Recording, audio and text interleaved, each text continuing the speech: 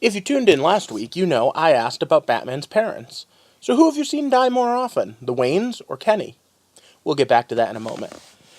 Welcome back to the heart of the stories we tell, a series where I spend way too much time trying to think about aspects of a story. Today, we're going to go over one part of a story just to get us all up to speed on what I refer to when I say elements of fiction. Theme. So what is it that, you ask? Theme is a central topic of the story. Themes can be divided into two categories: thematic concept and thematic statement. A work's thematic concept is what the readers think about, what the concept of the story is. And its thematic statement is what's being said about the concept. So, a concept could be pirates, and a statement could be piracy's bad, don't do it, arg, or whatever. Now, some people will tell you that a theme should be one word: love, nostalgia, death, betrayal. However, I've always preferred the topic sentence style myself. Themes of this type are conflicts between individualism and society, coming of age, humans in conflict with technology, the dangers of unchecked ambitions, that sort of thing. You know who was great at getting an interesting theme down? A famous comic book writer who only ever tackled Batman in one Elseworld once. Someone who gave us some of the most iconic taglines. Stan the Man Lee. Let's take a quick look here. With great power comes great responsibility, and fighting to protect a world that hates and fears them. Are pretty great and iconic, aren't they? In fact, I don't even need to tell you who they are. So I think we're going to focus on those two. We'll get back to the Bat parents in a few minutes. So let's start with Spider-Man. So how does Peter handle his responsibility? Honestly, most of the time, not so well. That's kind of the point. Now, it'll be another video where I'll talk about the circle known as continuity is king, but the long and short of it is, if he learns his lesson, and knew with great power came great responsibility, we need a new theme. And honestly, it's such a powerful one that they kinda want to keep going back to it. Now, you can change the theme a little and have him teach others lessons like that, and they do that from time to time in the comics. But one of the reasons that it's so strong is because it's so personal. How many of you can think of a story that would be a definitive Spider-Man story? I bet you we could get a dozen different answers in the comment section easy. Now, by the time I was reading, Stan wasn't writing anymore, but his basic theme was pretty much been the most defining trait of that character: consequences to your actions and responsibility with power. So what about the X-Men? Sometimes I wonder about that. Did Stan know how important they would be? Race, sex, and gender were very much a hot topic in the 60s like they are today. Did he purposely choose the other, the person who feels outcast, betrayed by society, someone who doesn't even feel comfortable in their own skin, to make a statement? Or did he do it just because it was an interesting concept? I guess we'll never know for sure, but either way, I personally am glad he did. If you think about it, there's no one who doesn't understand what it feels like to be the other. Maybe that's what's so inspirational, though. The X-Men are fighting for a world that hates and fears them. You could probably write a psychological term paper on either Spider-Man or X-Men, but it still all gets broken down into those topic sentences.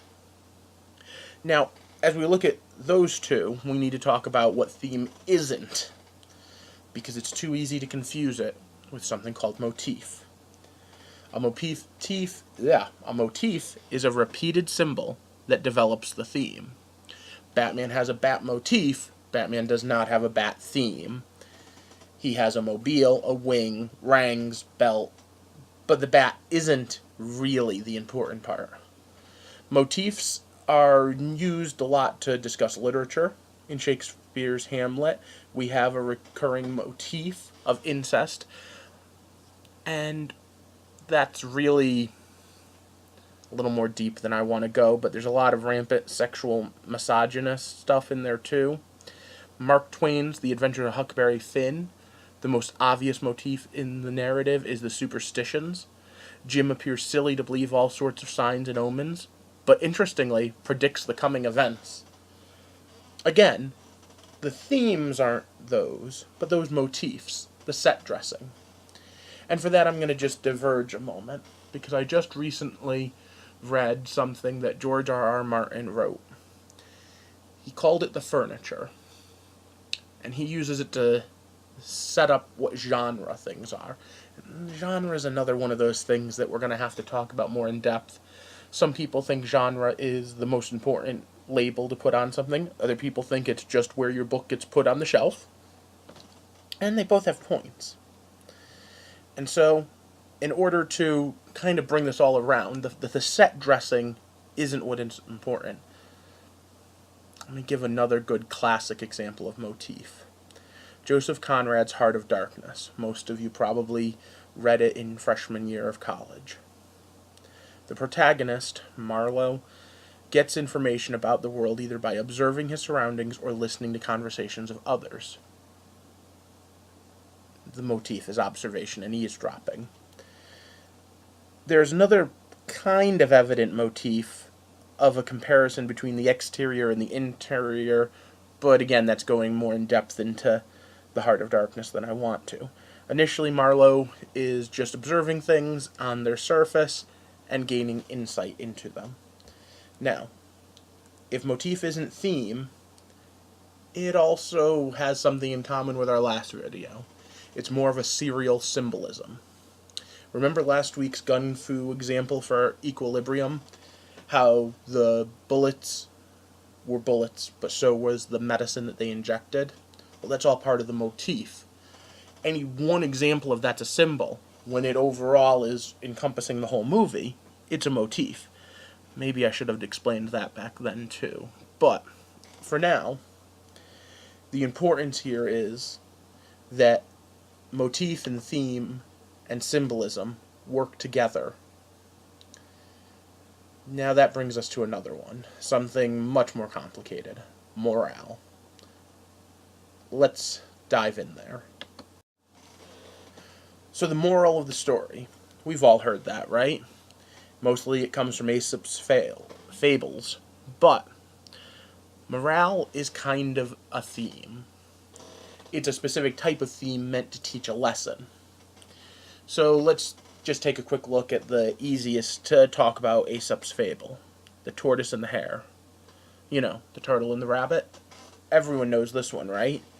The main lesson is slow and steady wins the race. Sort of. There are other morals that can be taken from that story, too. For instance, arrogance is overconfidence, or just trying hard. The importance of Aesop's fables are very multi-textual. And the moral of the story, the theme of the story, is very important to why the story is being told. In fact, I bet a lot of you as children were told such stories specifically to ingrain in you a right and wrong. But I want you to think about that for a second. And really think about it hard. Aren't a lot of stories told to you specifically to ingrain you with right and wrong? Especially those geared towards younger people? Think about the number of cartoons that have these moral life lessons in them. Why do we do that? Well, because the easiest way to relate to you is to tell you a story. And that's part of why I'm doing this. To get to the heart of those stories and others, and what it says about us as a people, past, present, and future. But okay, I think I've digressed into seriousness enough. Let's get back to comic books and fun, shall we? Well, somewhat comic books, because they're still comic book movies. Let's get back to linking symbol and theme through motif with the idea of what were the Waynes doing the night they were killed. A symbol is shorthand that at its best will let your mind gather information, sometimes subconsciously, sometimes in the forefront. And when a symbol is used early to show a theme, it foreshadows the entire arc. Batman is a masked vigilante. Deflate-a-Mouse, Zorro, and Robin Hood are all very easy to draw lines. Masked vigilante. Phantom of the Opera, you kind of have to do a little bit of dancing around to connect, but it's still there. Think about young Bruce being inspired by each of those. Think about why the writer chose each one of those. Now, Batman Begins is the seventh Batman movie to use an origin story. And Deflate-A-Mouse, aka the Bat, sets the symbolism pretty clearly. Well, opera's far from my chosen field of fiction, so I kind of had to Wikipedia this a little. But it's a comedy about revenge and a guy dressed as a bat. Let that sink in for a second. Vengeance is a reoccurring theme in Batman, and Batman Begins plays with it a lot. Will Bruce or won't Bruce do? Will he shoot someone, like Falcone?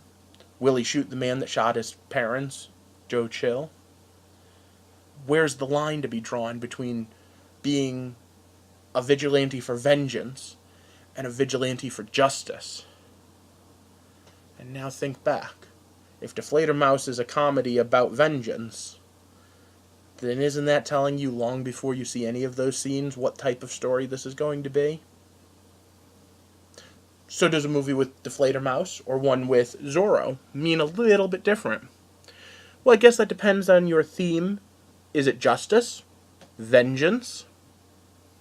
And if you're going to be a high-flying action hero or a down-to-earth realism?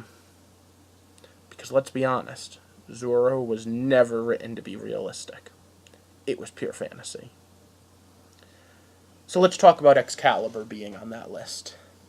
Maybe a world that has an entire Justice League needs a legendary Batman, not an everyday Batman. So love it or hate it, Batman vs. Superman is the newest Batman. In the story of Excalibur, Arthur loses his faith and is corrupted by Green on his quest for the Holy Grail.